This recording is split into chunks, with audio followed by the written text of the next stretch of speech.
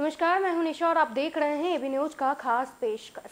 साल 2024 में एक साल से भी कम समय है और लालू के जन्मदिन के बाद अब लोकसभा चुनाव का सियासी पारा भी चढ़ गया है।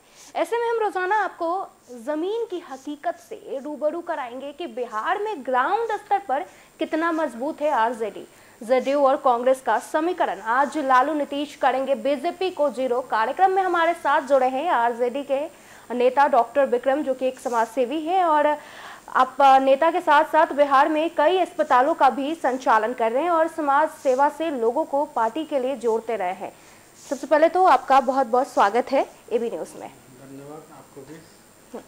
डॉक्टर विक्रम, चुनाव और सियासी समीकरण पर हम आपसे सीरियस बातें भी करेंगे, लेकिन सबसे पहले बात लालू यादव की, जो अपने जन्मदिन मनाए हैं। कहा जा रहा है कि अगले जन्मदिन में जनता बीजेपी को सत्ता से खदेड़ कर गिफ्ट देने का मन बनाए है, इसलिए ये जन्मदिन खास था। आप लालू जी के जन्मदिन पर क्या मैसेज देना चाहेंगे?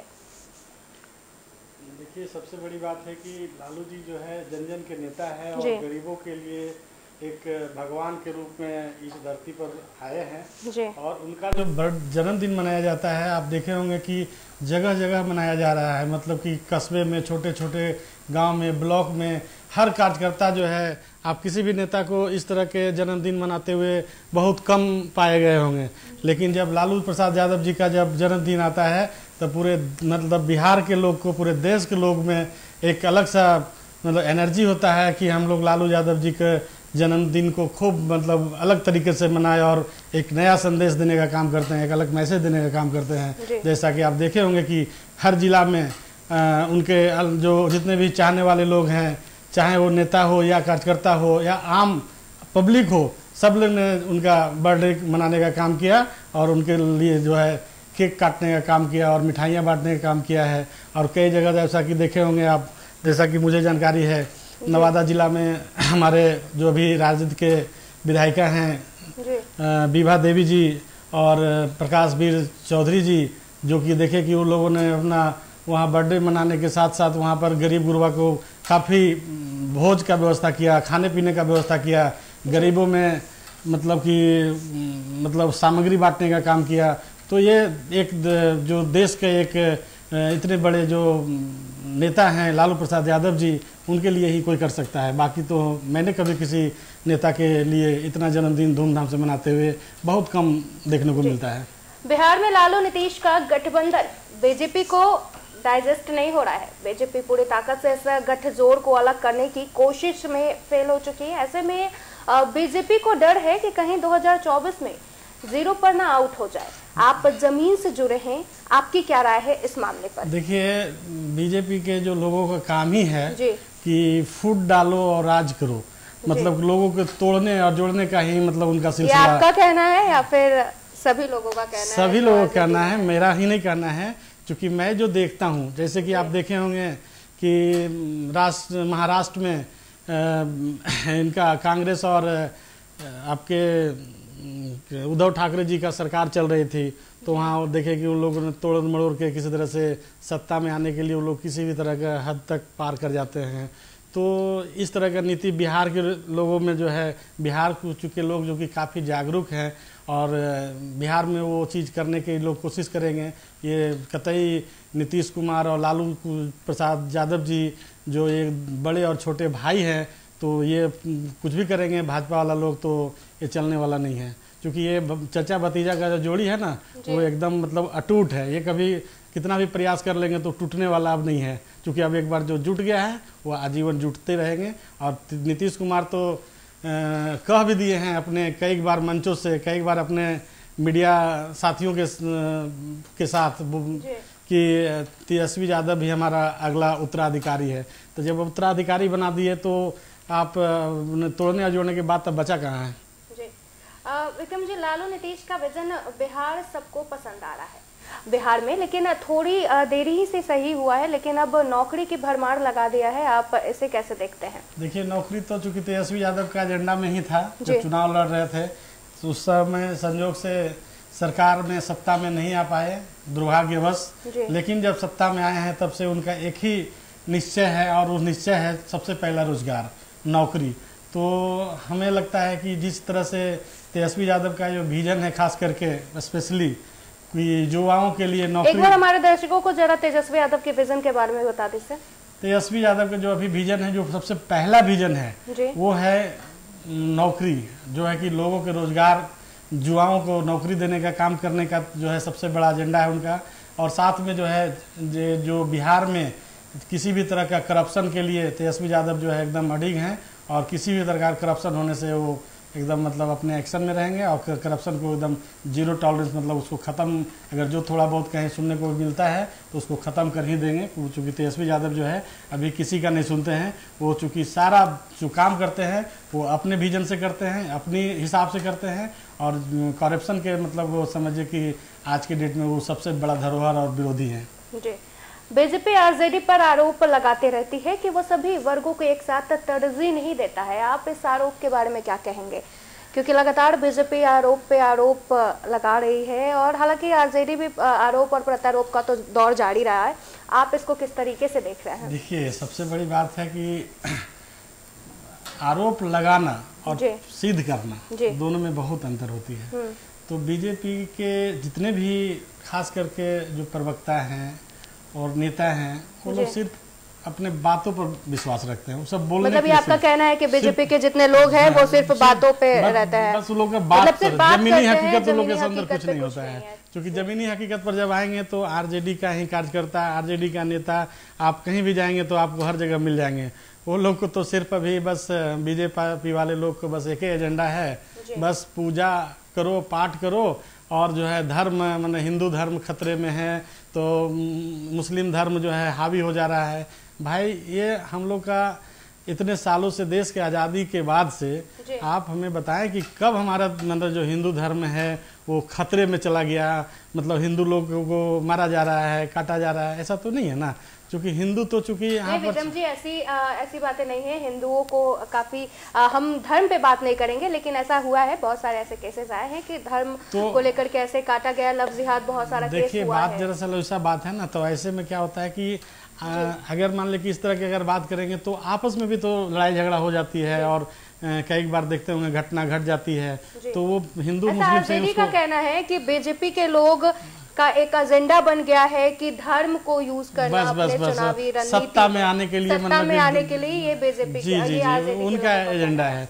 पर ऐसा नहीं है। हम लोग जो है, चूंकि आरजेडी के मानने वाले लोग, जो महागठबंधन के मानने वाले लोग का इस पे मतलब ऐसा कुछ नहीं रहता है। और हमारा जो बता रहा हूँ, जैसे सबसे बड़ी बात है, मैं एक चीज बताना चाहूंगा आपको यहाँ पर कि हमारा जो खास करके राष्ट्रीय जनता दल या जो जेडीयू हैं, कांग्रेस हैं, और बहुत सारी पार्टियां हैं, ठीक है ना। तो जो हमारा जो मेन एजेंडा होता है कि हम लोग हैं धर्मनिरपेक्ष सेवक संघ का पार्टी, ठीक है ना। तो हम लोग जो है सभी धर्मों को, सभी वर्गों के लोग को एक साथ लेकर चलने का काम करते हैं। और आगे का मेरा विजन भी यही रहेगा कि हमारा भी विजन है, और हमारे जो नेता हैं, जो सबसे बिहार के सबसे बड़े धरोहर नेता, जिनको हम लोग आदर्श मानते हैं, उनके विचारों को जो है लोगों के बीच में रखते हैं। जैसा कि देखिए, अगर हम लोग को देखते हैं अभी तो बहुत जगह सुनने को मिलता है, तो ठीक है, वो महागठबंधन को, आरजेडी को वोट नहीं भी करता है, फिर भी कहीं ना कहीं दबे जुबान से उसका निकलता है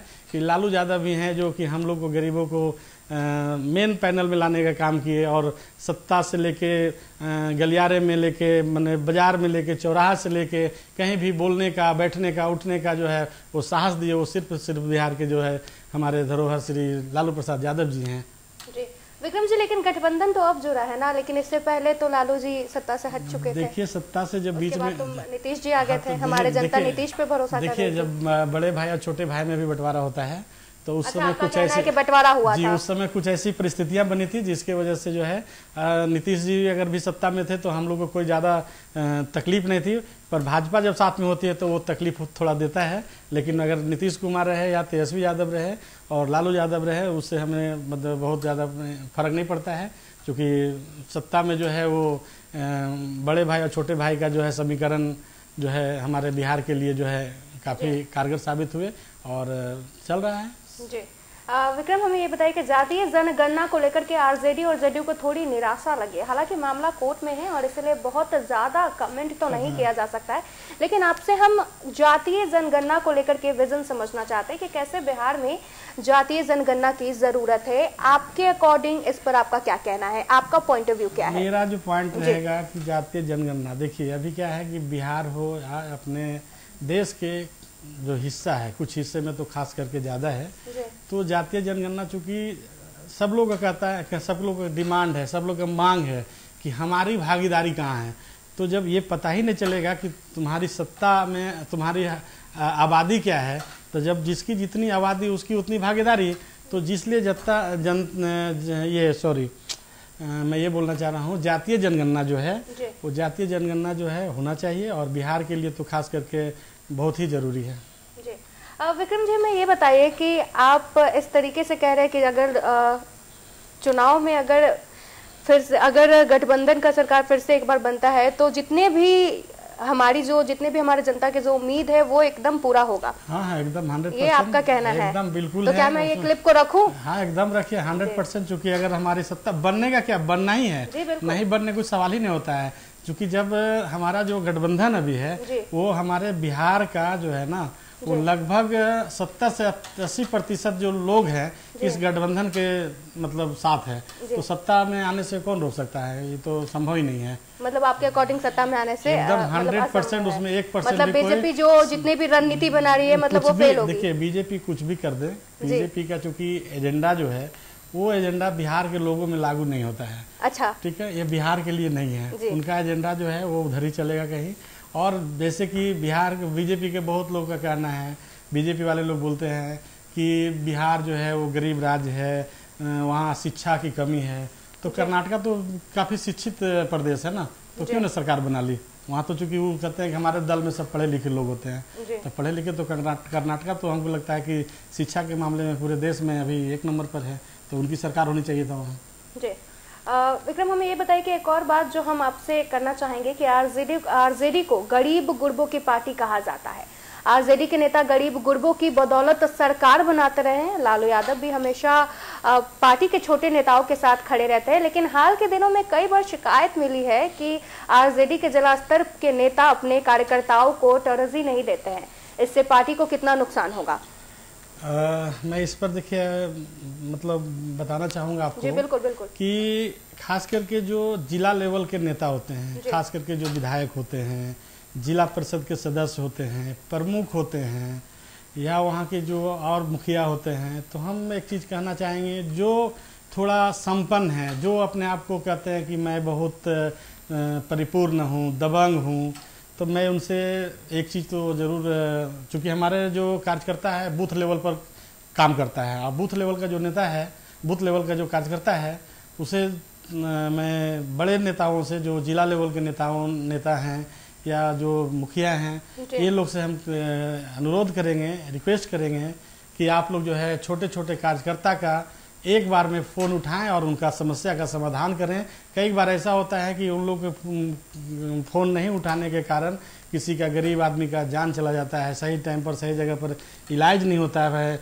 कई बार ब्लॉक में कुछ ऐसे काम रहता है जो उनका नहीं हो पाता है, जिसके कारण जो है वो काफ़ी परेशानियों का सामना करना पड़ता है। और अपने से जो छोटे कार्यकर्ता है या जो छोटे लोग हैं, जो अपने से मतलब थोड़ा नीचे स्तर के लोग हैं, उनको हम सभी लोग को एक आग्रह करेंगे कि आप लोग जो है उनको मदद करें और सही जगह तक उनको पहुंचाने का काम करें। और उनका कार्य के लिए, चूंकि आपको इसलिए चुना जाता है, आपको अगर विधायक बनाता है तो वही बूथ लेवल का जो एक मामूली सा एक आम लड़का होता है, वो आपके लिए लाठी खाने को तैयार होता है, किसी से भी लड़ने को तैयार होता है, और आप उसका ही काम नहीं करेंगे तो आप नेता मतलब अगर द्वारा विधायक अगर आप चुनाव लड़ेंगे तो आपको किस हिसाब से वो आपको वोट देने जाएगा और किस लिए आपके साथ लड़ेगा, किस लिए आपके साथ खड़ा रहेगा? क्योंकि आपके साथ तभी खड़ा रहेगा जब आप उसके साथ खड़ा रहेंगे। तो हम सभी जितने भी जिला लेवल के नेता हैं, जो विधायक हैं, अभी बहुत सारे लोग मंत्री भी हैं, तो हम कहेंगे कि चूंकि सभी लोग से आप लोग मिलिए जुलिए और बात करिए और उनका काम का समाधान करने का कोशिश कीजिए जहाँ तक संभव हो सकता है। ऐसा नहीं कि हर काम आप करा ही देंगे, ऐसा नहीं है। चूंकि इतने संपन्न हमारे पास सब कुछ सरकार और सत्ता में नहीं होता है कि चूंकि आप कर देंगे, तो बहुत सारे ऐसे लोग हैं जिनको आप किसी को कह के भी आप मदद करवा सकते हैं। अगर सपोज दिया, मान लेता हूँ मैं एक मिनट के जस्ट एग्जांपल, कोई विधायक मुझे फ़ोन करे, उसके क्षेत्र को एक मतलब बहुत असहाय लोग बीमार पड़ जाएं, तो क्या वो मुझे अगर एक बार वो कहेंगे कि नहीं डॉक्टर साहब ये काफ़ी असहाय व्यक्ति है, इनको मदद की ज़रूरत है, इनको इलाज की ज़रूरत है, तो क्या हम लोग जैसे संपन्न आदमी नहीं करेगा? करेगा, बिल्कुल करेगा। तो इसलिए उनको वहाँ तक पहुँचाने की ज़रूरत है, वहाँ तक मदद करने की ज़रूरत है। जी विक्रम जी, मैं ये बताइए कि अभी 12 जून को विपक्षी एकता की बैठक होने वाली थी, जो कि डिनाई कर दी है, डेट बढ़ गया है, लेकिन वो होने वाला है 22 या 23 जून को होने वाला है। 23 जून का विपक्षी एकता की जो बैठक होने वाली है उसको लेकर के क्या कुछ बातें होगी, क्या कुछ तैयारी है, जरा बताइए। क्योंकि बहुत सारे ठाकरे जी आ रहे हैं, ममता बनर्जी आ रही हैं, हेमंत सोरेन आ रहे हैं, राहुल जी के भी आगमन की खबरें हैं। जी बिल्कुल, उसके बारे में जरा बताइए। देखिए अभी जो है नीतीश कुमार जी का एक विजन चल रहा है, जो नीतीश कुमार के, आपने तेजस्वी यादव के विजन के बारे में बताया, जरा नीतीश कुमार के विजन के बारे में बताइए। ये विजन जो है तेजस्वी यादव और नीतीश कुमार जी के दोनों का है। और इनका जो गाइडलाइन करने वाले लोग हैं, जो इनका जो सूत्रधार है वो लालू प्रसाद यादव जी हैं। क्योंकि लालू प्रसाद जी ने ये सारा चीज को एकत्रित किए और ये सब प्लान बनाए। मतलब आपका कहना है कि सारा प्लानिंग लालू यादव कर रहे हैं और प्लॉटिंग जो है वो नीतीश कुमार और उन लोग को जोड़ी है जो करने का काम करेंगे। और जो देश में, चूंकि देखिए देश आज चुनाव की बात छोड़ दीजिए, चुनाव तो अपने जो है चल ही रहा है, अपना चरम सीमा पर अब उनका चुनाव का टाइम आ चुका है। लेकिन जहाँ तक सर्वदलीय बैठक है, एकजुटता की बात है, तो हम हर आदमी चाहता है, आम आदमी भी यही चाहता है कि हमारे गांव का एक मामूली सा लोग भी है तो एकजुट होकर रहे, एक बंधन में बंध कर रहे, ताकि किसी भी तरह का कोई परेशानी ना हो। और तो इसीलिए हमारे देश का जो बड़े बड़े नेता है सब एकत्रित हो रहे हैं। और देश में जो खास करके केंद्र की सरकार अभी जो अपनी मनमानी कर रही है, किसी भी चीज़ों के लिए जो मन में आया, कभी मन किया तो 2000 का नोट ला दो, उसमें चिप लगा दो, और फिर मन किया तो उसको बंद कर दो। तो ये सारी चीजों जो है जो हमारा मतलब सारा खेल अब गुलाबी नोट पे आ गया, गुलाबी नोट पर आ गया है। अच्छा, तो ये अब बीजेपी धर्म से सीधे गुलाबी नोट पर अगर आरजेडी लोग को कहना है, उनको काम उनका देखिए बीजेपी के जितने भी खास करके जो नेता हैं, बड़े नेता हैं, वो खासकर बड़े नेता, छोटा नेता जो है उसको हम नहीं कुछ कह सकते हैं, क्योंकि वो तो एक कार्यकर्ता है, एक नेता है, वो अपने लेवल से काम कर रहा है, ठीक है। लेकिन जो खास करके देश के बड़े बड़े नेता हैं, जो गृह मंत्री हैं, प्रधानमंत्री हैं, विदेश मंत्री हैं, वित्त मंत्री हैं, बहुत सारे मतलब जो बड़े बड़े नेता हैं, जो खास करके हमारे राज्य को भी कई बार देखे हैं कि जो पैकेज होता है उसमें देखेंगे कई ठगने का काम किया जाता है। बिहार के विकास के लिए कुछ स्पेशल पैकेज देने की बात चुनाव से पहले करते हैं, चुनाव खत्म होता है उसके बाद सब भूल जाते हैं। बिहार में देखेंगे, सुने होंगे कि आप बिहार को स्पेशल राज्य का दर्जा मिलेगा, केंद्र में सरकार आएगी मेरी, तो केंद्र में सरकार 9 साल हो गया, आज तक उस पर कभी चर्चा भी किसी ने, बीजेपी के नेता ने चर्चा नहीं किया आज तक। विक्रम, हमें ये बताइए कि 15 जून से जो आरजेडी, जो गठबंधन की जो सरकार है, वो बीजेपी के खिलाफ एक प्रदर्शन करेगी हर ब्लॉक लेवल पे, मतलब भाजपा हटाओ।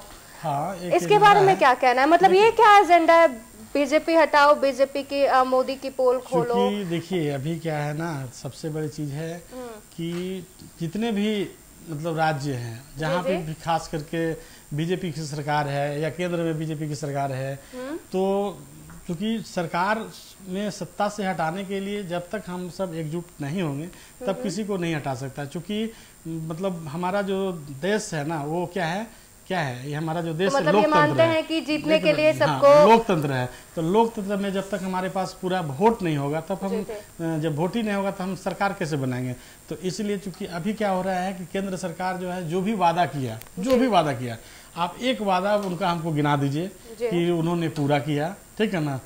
राम मंदिर का घोषणा किया, चलो राम मंदिर बना दिए, ठीक है। राम मंदिर बन रहा है, बता रहा हूँ, बना दिए, मैं वही बता उसी पर जा रहा हूँ। तो राम मंदिर बना दिया, ठीक है। राम मंदिर बना देने के साथ साथ क्या राम मंदिर सिर्फ बना देने से आपका पेट भर जाएगा, आपका शिक्षा हो जाएगा, आपका विकास हो जाएगा? नहीं होगा ना, ठीक है। मंदिर बनना जरूरी है, बना दिए, बहुत अच्छा काम। लेकिन जिस मंदिर के लिए इतने सालों से लड़ाई हो रही थी, वो जीत हुई है हमारी। इसके लिए मैं बीजेपी की सरकार को धन्यवाद देता हूँ, बधाई देता हूँ कि आपने बहुत अच्छा काम किया, ठीक है। लेकिन साथ में हमारे देश में जो 10 लाख के रोजगार की बात किए थे हमारे प्रधानमंत्री, इसी बिहार से आके घोषणा किए थे जहाँ तक मुझे शायद जानकारी है। तो 10 लाख के रोजगार, 2 करोड़ रोजगार जो है वो साल में देने की बात हुई थी। हर साल 2 करोड़ रोजगार। आप हमको 2 लाख से केंद्र सरकार के माध्यम से नौकरी गिना दीजिए तो हम समझ जाए कि आपका जो वादा है वो पूरा किए। तो लोग इसलिए आक्रोश है, ये नहीं कि आप मतलब लोगों को आप जागरूक करें एक तरीके से कि बीजेपी से आक्रोश सिर्फ इसलिए है कि जो आप वादा किए आप कुछ पूरा नहीं किया, आप उसको पूरा कर दिए। आप ही सत्ता में रहो, हमें नहीं सत्ता में बैठना है, लेकिन आप जो वादा किए उसको पूरा कर दो ना। मतलब इतनी बड़ी दरिया दिली आरजेडी की। चूंकि आप जब गजते हो कि आप जब घोषणा पत्र में आप कहीं से भी जाके आप बोलते हैं, आप खास करके चूंकि देश के प्रधानमंत्री, गृह मंत्री जब अपने जवान से ये बात को कहीं अगर आप रखते हैं तो उस जवान का बहुत बहुत महत्व होता है, ठीक है, बहुत कीमत होता है। एक आम आदमी बोले, एक प्रधानमंत्री बोले, प्रधानमंत्री बोल दे तो मतलब वो कानून हो गया। तो प्रधानमंत्री बोलेंगे तो वो कानून ही होगा ना विक्रम जी। लेकिन करना भी पड़ेगा ना जी। और अंत में बात आपसे जो थोड़ा अलग है, आप डॉक्टर से राजनेता कैसे बन गए? मतलब क्या मकसद था राजनीति से, मतलब राजनीति में जाने का, और समाज सेवा करने का मन कब से बना है? देखिए, डॉक्टर तो ऑलरेडी एक समाज सेवा होता है, समाज सेवक ही होता है। डॉक्टर है क्या? डॉक्टर समाज लेकिन आप इस प्रोफेशन से सीधे राजनीति में जाना नहीं है। देखिए, हमें कोई अपना कोई ऐसा ये मतलब कि अपना महानवाकांक्षा नहीं थी, ठीक है ना, और न ही हमें कोई बहुत इच्छा थी कि हम राजनीतिक में रहें या राजनीतिक में जाएं। लेकिन चूंकि मुझे जहाँ तक मुझे फील हुआ कि लगता है कि नहीं, मुझे समाज के लिए इसके अलावा कुछ और भी करना चाहिए। चूंकि मेरे पास बहुत सारे समस्या लेके लोग आते हैं कि कभी सर थोड़ा थाना में फ़ोन कर दीजिए, सर थोड़ा ब्लॉक में फ़ोन कर दीजिए, सर मेरी बेटी की शादी है, थोड़ा हमको आर्थिक रूप से कुछ मदद कर दीजिए। तो ऐसे ऐसे कार्य करने के साथ जो साहस जो हमने दिखाने का काम किया, करने का काम किया, तो लोगों ने मुझे प्रेरित किया कि सर थोड़ा आपको राजनीतिक में आपको आना चाहिए ताकि हम लोग को आपके जरिए कुछ विकास हो सके। अपने घर परिवार के लिए आप कैसे समय निकाल पाते हैं? और आपसे एक सवाल है कि जो थोड़ा अलग है, युवाओं को राजनीति में आने से पहले किन बातों पर गौर करना चाहिए? जब हम लोग पार्टी ऑफिस जाते हैं तो अक्सर पार्टी के यूथ नेता कहते रहते हैं कि हम लोग पीछे पीछे ही रह जाएंगे। ऐसे में आप उनके दर्द को बखूबी समझते हैं, तो आप उनको क्या संदेश देना चाहते हैं? देखिए, उनको हम बहुत बढ़िया सवाल आप पूछे, ये बहुत मैंने जितने सवाल किए ना उसमें मैं इस सवाल को सबसे बड़ा और अच्छा सवाल मानता हूँ। चूँकि जिस देश में, जिस राज्य में मुझे लगता है कि विक्रम जी, क्योंकि वो ये आपकी पार्टी की बातें हैं ना, उसमें मैं आपकी पार्टी के बारे में बात कर रही थी, इसमें मैं आपकी तारीफ कर रही हूँ, इसलिए ये सवाल आपको अच्छा लग रहा है। इसलिए मतलब मैं बताना चाहता हूँ कि ये जो खास करके जो सवाल किया जुआओं को, तो जुआ जो है हमारे खास करके बिहार में लगभग 40% जुआ है। और 40% जुआ मतलब बहुत बड़ी आबादी होती है, और जिसमें क्या है कि बहुत आज के डेट में तो सारे युवा MA BA करके, चूँकि बहुत सालों से रोज़गार का परेशानी देख ही रहे, झेल रहे हैं लोग, नौकरी नहीं हुआ, तो चूँकि बहुत सारा केंद्र सरकार ने 10 साल से घोषणा करते गए, बहुत लोग को एज निकल गया, तो वो युवा सब जो है कहीं ना कहीं राजनीति में रुझान किया। और राजनीतिक में चूँकि उन लोग को भागीदारी मिलनी चाहिए, क्योंकि हम ये नहीं कर रहे हैं कि सारे सीनियर लीडर को हटा दीजिए, सीनियर लीडर को रखिए, पर सीनियर लीडर के साथ साथ जो है जुआओं को मौका दीजिए। और जुआ को आप जब प्रभार देंगे, आप जब जिम्मेदारी देंगे, तो बढ़ चढ़ के हिस्सा लेगा, और उसके अंदर चूंकि जोश और जुनून होता है, तो वो आपके पार्टी के लिए, आपके अपने जनता के लिए, अपने कार्यकर्ता के लिए वो बढ़ चढ़ कर भाग ले सकता है, हर जगह पहुंच सकता है। लेकिन चूंकि जब एक एज हो जाता है तो देखते होंगे कि आए दिन खास करके चूंकि राजनीतिक में तो खास करके बहुत ज़्यादा ही मेंटली हरास भी बहुत ज़्यादा होता है, परेशानी बहुत ज़्यादा होती है, क्योंकि आए दिन कार्यक्रम होता है, कभी यहाँ कार्यक्रम है, कभी वहाँ कार्यक्रम है, कभी विधानसभा है, तो कभी बहुत सारा काम होता है। क्योंकि एक नेता के पास इतना काम होता है ना कि आपको मैंने कभी नज़दीक से आप देखेंगे तो पता चलेगा कि नेता के पास काम कितना ज़्यादा होता है। तो हम यही कहेंगे कि चूँकि जो जुआ नेता होता है, जो जुआ जोश होता है, उसके अंदर काम करने की क्षमता अधिक होती है, उसके अंदर बहुत सारे मतलब विजन अभी उसका नया है, वो लंबे दिनों के लिए वो राजनीतिक में अपना योगदान दे सकता है। तो हम यही कहेंगे कि जो जितने भी बहुत ज़्यादा सीनियर लीडर हैं, जिनका एज ज़्यादा हो गया है, तो उनके जगह पर इन लोग को स्थान देना चाहिए, काम देना चाहिए और प्रभार देना चाहिए, ताकि ये लोग अपने तरफ से बढ़ चढ़ करें। क्योंकि एक एज के बाद बहुत सारा बीमारियों से आदमी ग्रसित हो जाते हैं, डायबिटिक है, हाइपरटेंशन है, बहुत सारा चीज़ें हैं, है ना, अस्थमा है। एक एज के बाद चूँकि ये कॉमन है, चूँकि सबको होना है, तो एक एज ज़्यादा होने के बाद चूँकि जो पुराने लीडर हैं तो उनको थोड़ा परेशानी होता है। तो हम चाहेंगे कि युवा लोगों को मौका मिले और ज़्यादा से ज़्यादा हम नीतीश कुमार जी से, तेजस्वी यादव जी से अनुरोध करेंगे कि आप अपने टीम में नए नए लड़कों को, जो युवा है, खास करके हमारे बहुत सारे ऐसे नेता हैं जो कि राजनीतिक में काफ़ी सक्रिय है, काफ़ी मेहनत करते हैं ब्लॉक लेवल में, जिला लेवल में, और उन्हें सही बात यह है कि उनको बड़े नेता जो होते हैं वो उनको आगे बढ़ने का मौका नहीं देते हैं। तो हम तेजस्वी यादव से और नीतीश कुमार जी से कहेंगे कि आप लोग उनको मौका दें, और ताकि वो अपने पार्टी के लिए, अपने लोगों के लिए ज़्यादा से ज़्यादा समय दें और कार्य करें, ताकि वो जो है अपने पार्टी का विकास कर सके। तो ये थे हमारे साथ विक्रम जी, जो कि एक बहुत बेहतरीन डॉक्टर है और एक नेता भी और एक समाज सेवक भी है। तो धन्यवाद विक्रम जी हमारे साथ जुड़ने के लिए, एबी न्यूज़ को अपने टाइम देने के लिए धन्यवाद। तो इसी के साथ हमारे इस खास पेशकश में आज के लिए बस इतना ही। बने रहिए एबी न्यूज़ के साथ। नमस्कार।